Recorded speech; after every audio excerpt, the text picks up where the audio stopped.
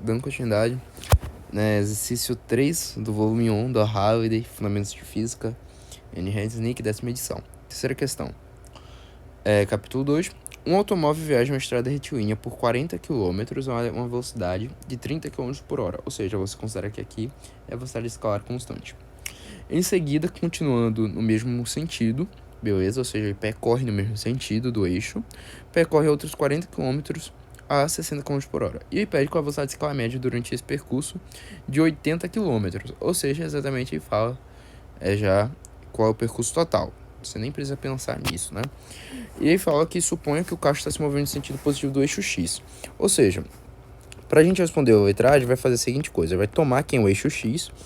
É um eixo retilíneo, obviamente, né, já que é uma estrada.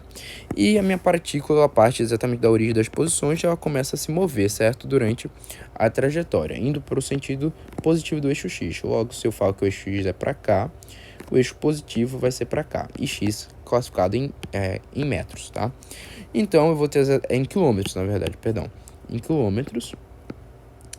E eu vou ter exatamente o quê? Que aqui é o marco posição origem do espaço, 0. E aqui vai ser o marco posição final, que vai ser 80 km. Visto que é um marco posição, aliás, final não, né? Já que aqui com a estrada contínua, 80 km, vou colocar aqui, ó, 80 km, certo?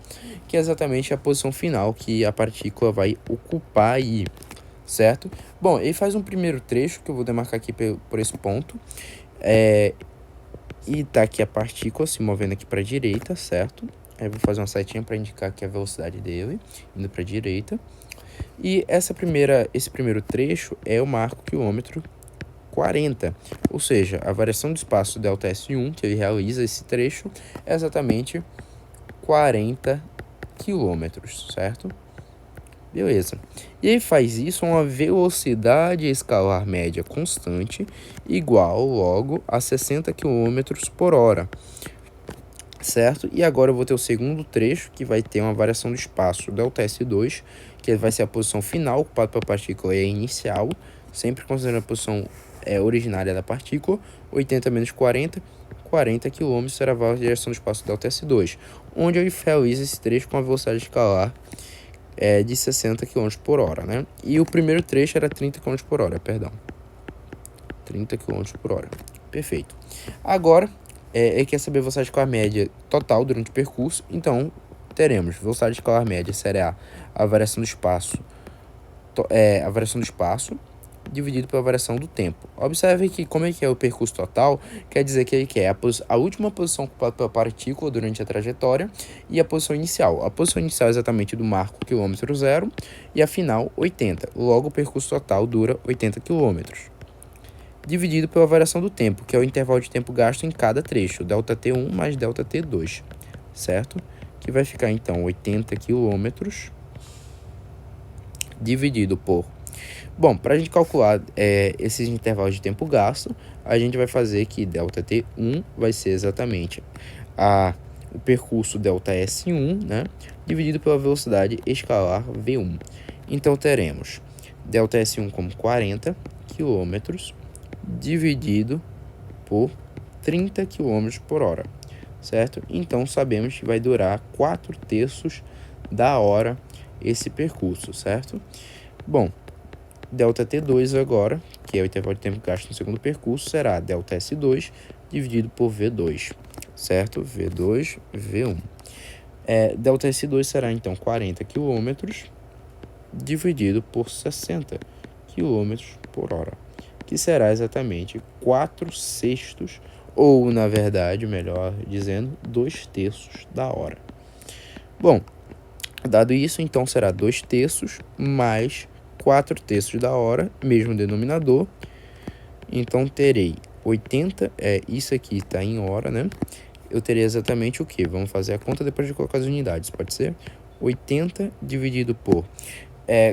como estou no mesmo denominador, basta eu repetir e adicionar os numeradores, que vai ficar 6/3, que vai dar 2, exatamente 40 km por hora é a velocidade escalar média durante o percurso realizado por ele, certo? Essa é a resposta da letra A. Agora vamos para a letra B. A letra B nos diz Qual é a velocidade escalar média? Ah, tá. Qual é a velocidade escalar média? Ué. Durante esse percurso de 80 km.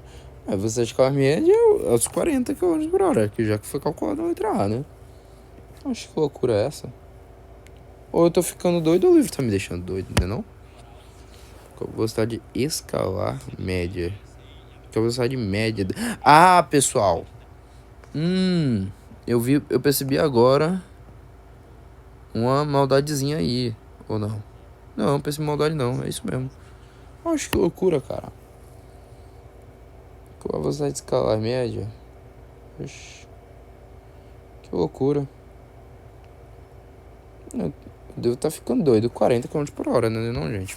Oxi, 40 km por hora. A gente já calculou ali em cima, que vai ser exatamente a função. Bom, agora a letra C desenha um gráfico de x em função de t, mostra como calcular a velocidade escalar média a partir do gráfico. Eu já tinha feito isso no vídeo passado. Bom, é muito simples. A gente faz um gráfico em que x está em metros, em quilômetros, aliás, quilômetros, e o eixo dos tempos em hora, certo? E a gente vai ter o quê? Ele parte exatamente da posição 0 para a posição 40 quilômetros, certo? E o intervalo de tempo que ele leva para fazer isso é quanto? É 4/3 da hora, né? Que dá aproximadamente 1,33 horas, certo? E essa é a primeira posição marcada no gráfico, que é a posição 40 quilômetros.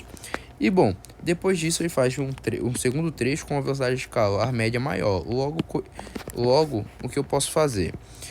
Como eu sei que esses trechos ele percorre com sempre velocidade escalar constante, eu posso falar então que a velocidade instantânea do móvel, da partícula, a todo momento é igual à velocidade média. Logo, V é igual a S menos S0, que é a posição inicial, menos a posição inicial, que é a variação do espaço, sobre a variação do tempo. Mas o instante de tempo inicial é 0, 0. Logo, eu considero t, e observe que ao multiplicar por t e adicionar S0, eu tenho uma função de primeiro grau em que ele mostra a posição da minha partícula em função do instante de tempo ocupado por ela.